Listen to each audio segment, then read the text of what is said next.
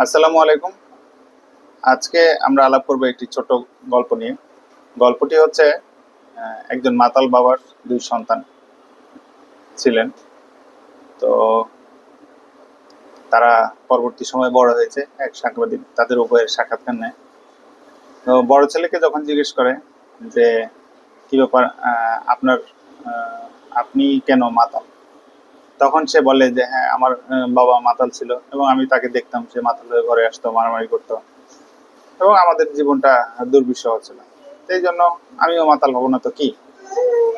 তো সে একই সাংবাদিক আবার আহ, পুনরায় তার ছোট ভাইয়ের সাথে দেখা করতে গেল এবং তাকে জিজ্ঞেস করলো একই প্রশ্ন যে আপনার বাবা মাতাল ছিল কিন্তু আপনি আহ, এখন ভালো আছেন, সুখে আছেন, এটার ব্যাপারে আপনি কি বলবেন?